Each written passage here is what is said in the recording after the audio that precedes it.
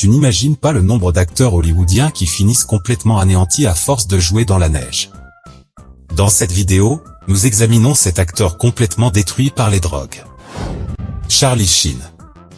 Peu d'acteurs sont aussi connus pour un seul rôle que Charlie Sheen, mais son rôle à succès dans la sitcom Two and a Half Men de CBS lui a valu plusieurs récompenses et des millions de dollars.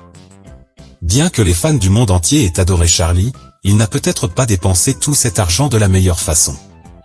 Peu de temps après être devenu une célébrité fortunée, Charlie a commencé à faire la une des journaux pour ses fêtes débridées et sa toxicomanie.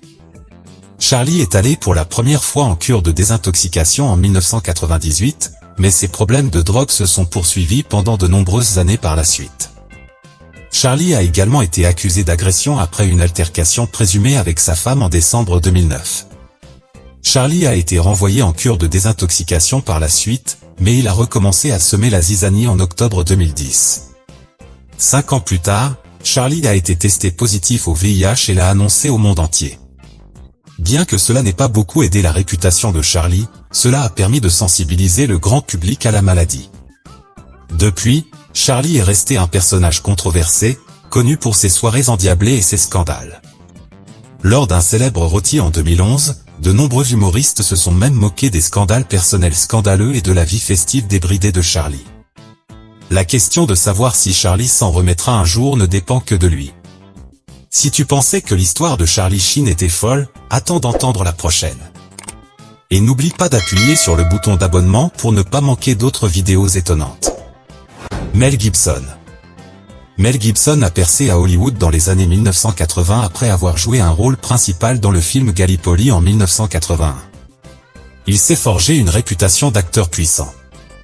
Pendant 2 décennies, Mel a été au sommet de sa carrière, mais une série de commentaires négatifs et de controverses personnelles ont terni sa réputation à Hollywood. Il a passé les années 2000 loin des projecteurs et plus ou moins au chômage, avant de revenir à la célébrité en tant que réalisateur du film Hacksaw Ridge en 2016. Pendant cette période, cependant, Mel a dû surmonter quelques démons personnels dont il n'a pas l'habitude de parler. Mel a ouvertement admis qu'il avait commencé à boire à l'âge tendre de 13 ans, et peu de temps après, il avait accumulé un casier judiciaire pour des délits liés à l'alcool. En 1984, Mel s'est vu interdire de conduire des voitures au Canada pendant 3 mois après avoir percuté une autre voiture alors qu'il était ivre. En 2006, Mel a été de nouveau accusé de conduite en état d'ébriété et a passé 3 ans en probation. Malgré les nombreux problèmes d'alcool de Mel sur la route, beaucoup à Hollywood ont été surpris de voir à quel point il se débrouillait bien sur le plateau de tournage. La réputation de Mel d'être professionnel et ponctuel était si intacte que ses collègues producteurs ont été stupéfaits lorsqu'il a admis avoir consommé 5 pintes d'alcool chaque matin. Le personnalisme est un problème auquel ma famille est confrontée, a admis Mel au centre de rétablissement d'Hollywood. C'est quelque chose que je connais intimement.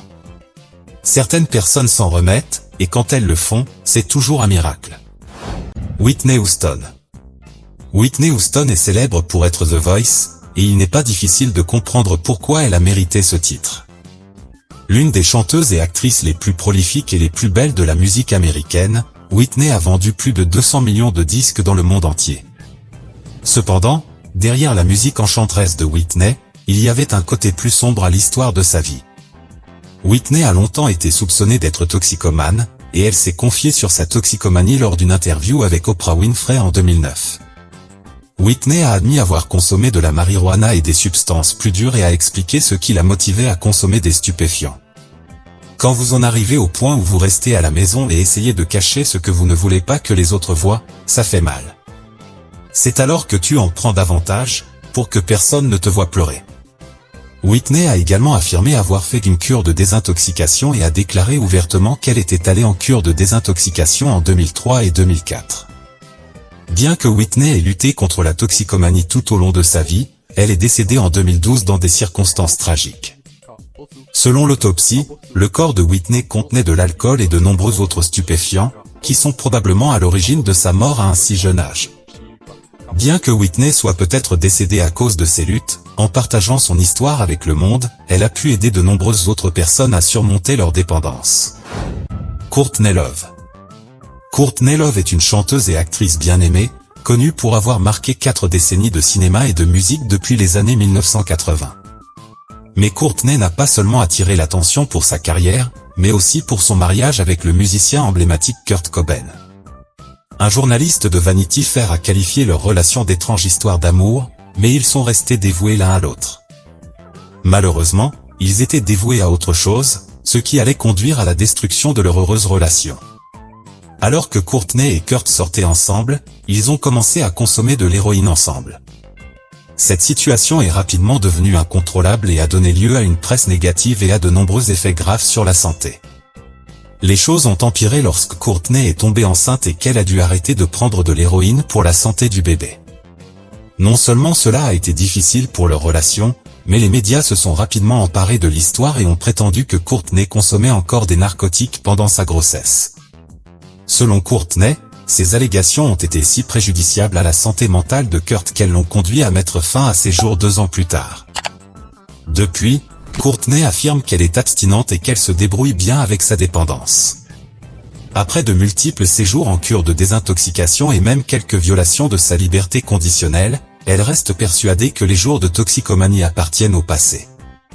Avec une brève rechute aussi récemment qu'en 2018, la véracité de cette affirmation reste à voir. Lindsay Lohan.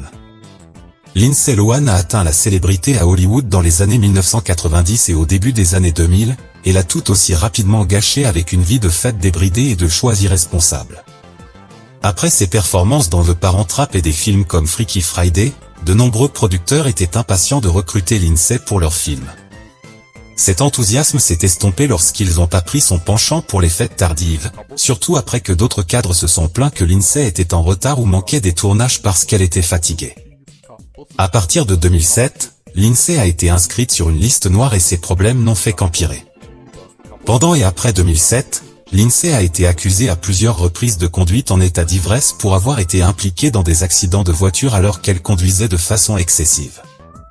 Il est trop clair pour moi, a déclaré Lindsay lors d'une audience pour l'une de ses accusations de conduite en état d'ivresse, que ma vie est hors de contrôle, et que cela est dû à mes dépendances aux drogues et à l'alcool. Lindsay a poursuivi, j'ai récemment rechuté et j'ai fait des choix regrettables. Je veux être en bonne santé et reprendre le contrôle de ma vie, c'est pourquoi j'ai demandé de l'aide médicale pour y parvenir.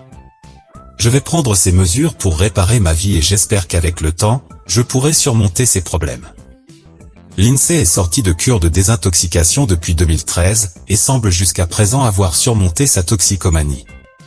Cependant, la carrière et les amitiés personnelles de Lindsay ont été grandement endommagées par la fréquente consommation passée de l'actrice. Tara Reid. Tara Reid est surtout connue pour avoir joué dans des films tels que American Pie et The Big Lebowski. En plus de ses talents d'actrice, Tara est connue pour être apparue dans divers magazines, notamment Rolling Stone, Cosmo Girl et même Playboy. Tara a également ouvert son propre restaurant, appelé Ketchup, et a lancé sa propre ligne de vêtements. Cependant, en plus de ses nombreuses entreprises commerciales, Tara a consacré une grande partie de son temps et de son argent à diverses habitudes malsaines. Tara a admis dans une interview avoir subi une opération de chirurgie plastique en 2006, qui a mal tourné et a causé des dommages durables à son corps. Le corps de Tara a également été endommagé par sa consommation fréquente d'alcool et d'autres stupéfiants dangereux. En conséquence, Tara est entrée dans un centre de réadaptation en 2008 et a décidé de changer de vie. C'est la meilleure décision que j'ai jamais prise, déclare Tara à propos de son séjour en centre de désintoxication. La désintoxication m'a sauvé la vie. Aujourd'hui, Tara est toujours sous les feux de la rampe, et bien que les dommages causés par la toxicomanie ne puissent pas être complètement guéris, elle est déterminée à aller de l'avant. Si toi aussi tu veux voir d'autres de nos vidéos, clique sur celle qui s'affiche à l'écran, on s'y retrouve.